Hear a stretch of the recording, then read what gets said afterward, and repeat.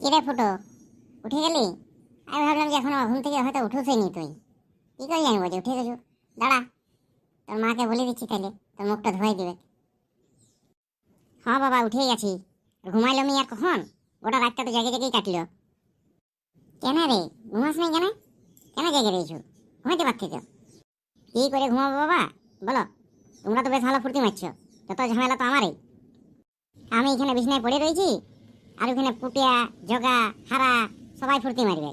যদি শরীরটা আমার ভালো হতো তাহলে আমিও তো যেতে পারতাম না। সরস্বতী পূজাটা যদি কিছুদিন পরে হতো তাহলে কত সুন্দর হতো বলো দেখি।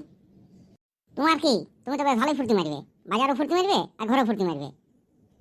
আমি কি তোকে বলেছিলাম যে যা ছাদে চেপে লোকের ঘরে হুলকি দিয়ে যা? আর যদি না হুলকি দিয়ে আসি তাহলে তো কোমরটা ভাঙতো নাই না।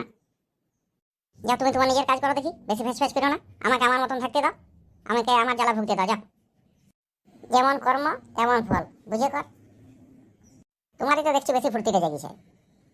না না, যাই, তোর সঙ্গে ফালতু বুকে লাভ নাই। বাজার দিকে যাই। সবাই দেখছি যাচ্ছে সাজিয়ে গুজিয়ে, নতুন নতুন জামা কাপড় পরে, সব শাড়ি পরে পরে যাচ্ছে। হ্যাঁ হ্যাঁ, যাও যাও, তুমি ওগুলাই দেখো। তোমারই তো পুলকটা বেশি জাগিছে। হুম, বুড়ার বেশি পুলক জাগিছে। বুড়ার যেতে যেতে কাটা ঘায়ে নুনের ছিটা দিয়ে গেল। সব প্রোগ্রাম ফোগ্রাম সব ভেস্তে গেল। কি করবো?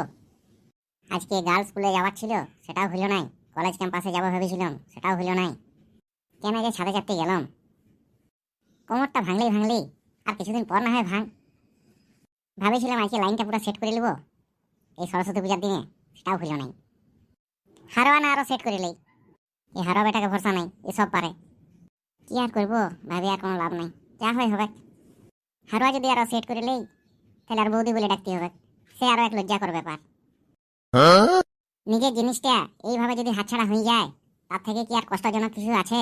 হে ভগবান, কি যে হল্লি।